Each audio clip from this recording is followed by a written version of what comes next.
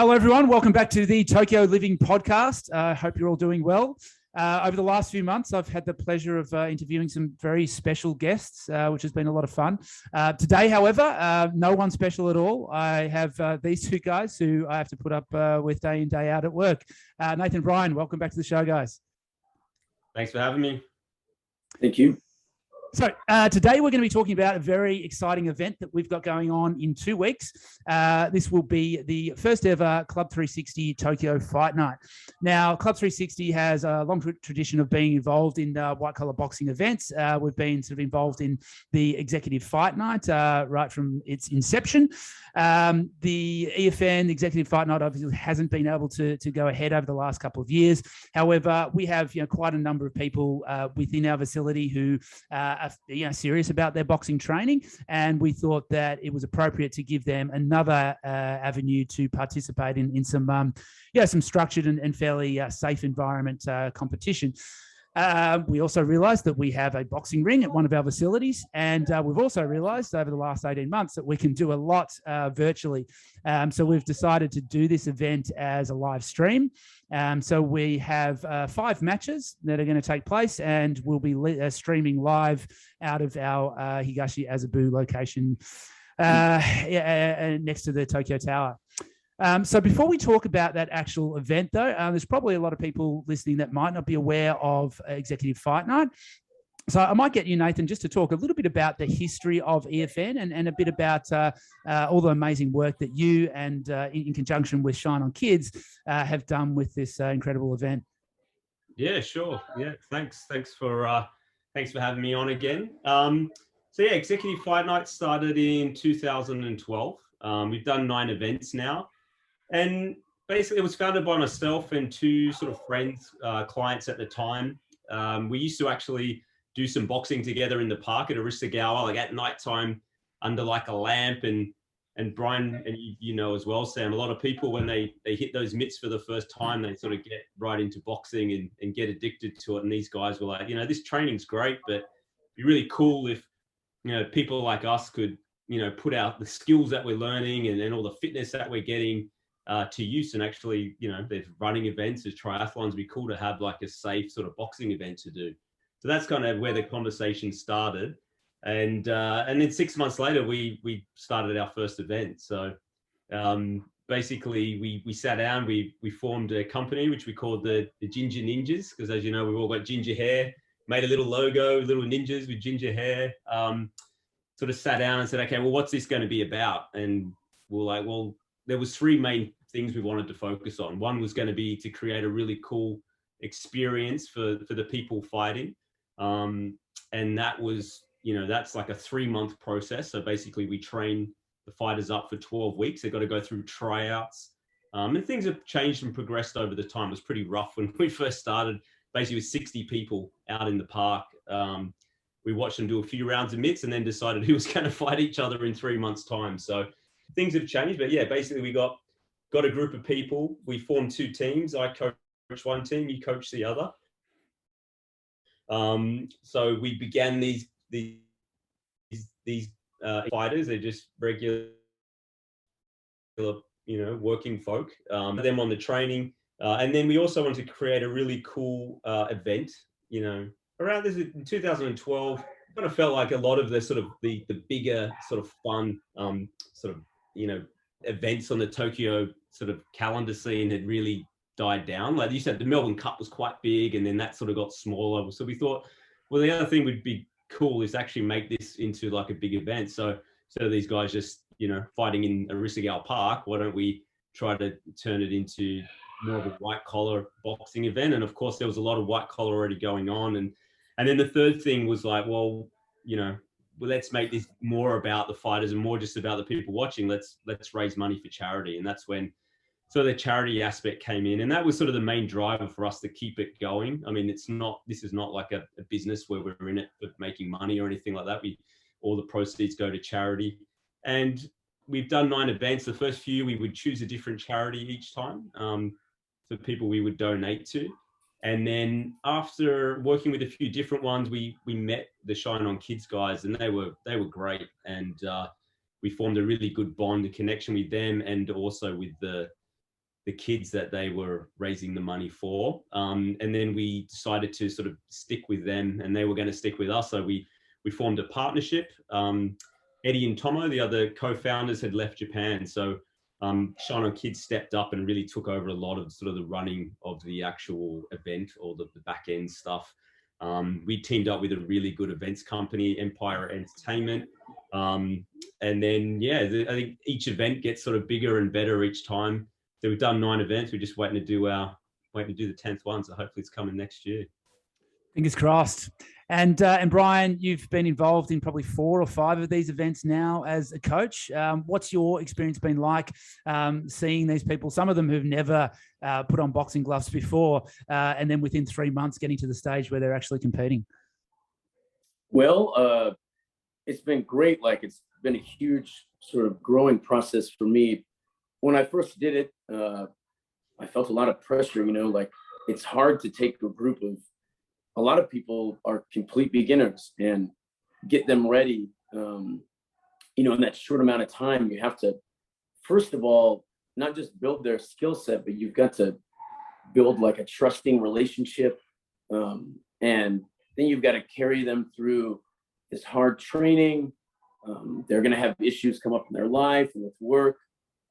But really, I mean, the best thing is that I've made some like awesome friendships out of the deal too. And just watching people go from,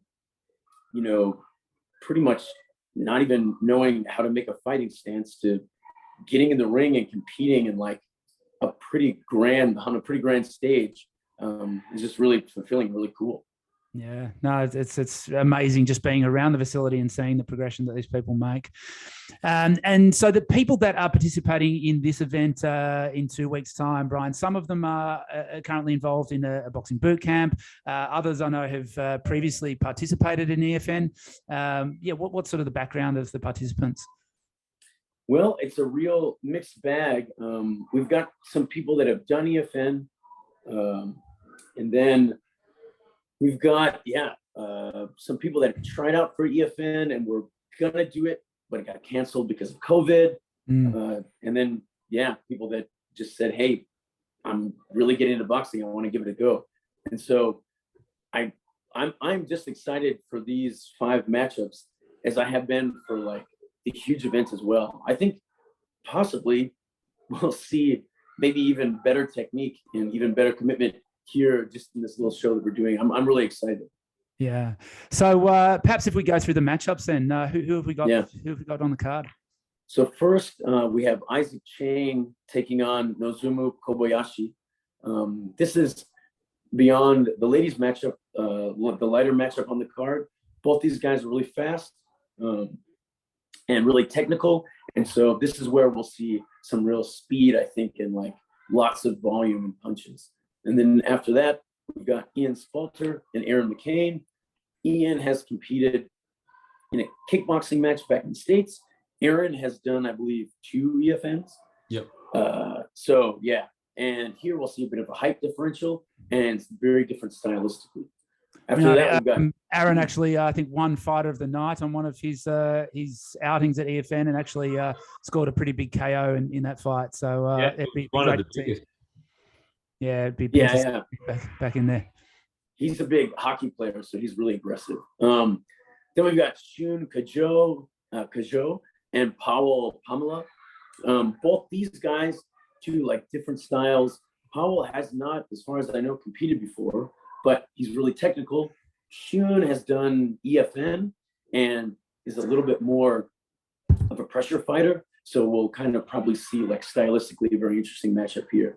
And then the big boys, the heaviest fight on the card, Raul Wortman and Yu Mitsuhashi. Yu has competed in kickboxing. He's a big puncher. Raul has done EFN, and he is a very big puncher as well. So this is probably where we'll see the big shots being thrown. Very exciting. Then, it's a good one. But the main event, the one that I'm really looking forward to too, I mean, I'm looking forward to all these fights, but Michael Itami and Mariko Knight, both of them have competed and won in EFN. Very technical fights. Both of them just love to train a lot. So this one, we're sticking to the main event because I think we'll see a really high level and skillful matchup. Fantastic. It sounds like an awesome card. Now, with these sort of events, obviously, safety is a major priority. We've got Dr. Tom Lomax from Tokyo Medical and Surgical, who's going to be the ringside physician, as he has been for all the EFN events, aside from the one where he was actually fighting. And also, Nathan, from a COVID perspective, we want to make this as safe as possible. What sort of measures are we taking to ensure the safety of the participants there? Yeah. First, I just want to say, Brian just got me super excited about those fights. I think that is such a good card. Well done, Brian, for getting all those matched up. That sounds awesome. Yeah, I mean, obviously at the moment, it would be great to have an event where 500 people can come and watch. But with COVID, as you said, safety comes first. So basically, we're keeping the numbers to a minimum. There's only going to be a maximum of sort of 30 people or so in the facility. It's a 300 square meter facility. Everyone will be wearing masks. All the fighters have to get a negative COVID test prior to the fights.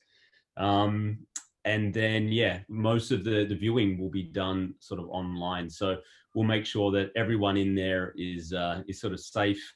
We're always, safety is always paramount at the fight nights. That's why we always have a doctor. We always have, safe matchups. We have a proper referee. Wada-san's coming again, but then that combined with sort of the precautions for COVID, I think we're in for a nice sort of safe matchup, a safe event. And then, the fact that we can stream it online and get a bunch of people watching is pretty cool. Yeah, so we will put the link to that. So we're streaming it via Vimeo. We're looking at, we're sort of setting up the Vimeo software, which looks like we're going to make it into a really fun event for those watching. We're going to have some semi-professional commentary. So by that, I mean, we've got one professional commentator and another very amateur commentator. So that should be a bit of fun. And so we will be, like I said, streaming it via Vimeo. We'll put the link in the show notes so that people can watch it wherever they are around the world. It will be going to air at 7 p.m. Japanese Standard Time. For those in Tokyo, however, we have partnered with the Hobgoblin Sports Bar in Roppongi, who have very generously offered to show the event. So there'll be a live viewing party at the Hobgoblin from 7 p.m. So if you're in Tokyo and you want to get down and watch it with some other fight fans, then please get down to the Hobgoblin and enjoy it then. But if you want to enjoy it in the comfort of your own home, then please log on. And like I said, we'll provide the link in the show notes, but we'll also be pumping that link on our social media platforms as well. It's 2 weeks away. I'm super excited. Anything else in regards to the event that you guys wanted to touch on? No, I just want to say, I think Brian, done a great job putting it all together in terms of the matchups, and I'm looking forward to hearing you and him commentate. Interesting. Yes, I'm sure a lot of people are. Brian, like Nathan said, fantastic job getting this together. And thank you to all the fighters for all your hard work getting ready for this. And we wish you all the best of the luck, all the best of luck in the event. Yeah, it's going to be fun. I can't wait. Awesome. All right. Well, thanks very much for your time, guys. And thanks for listening, everyone.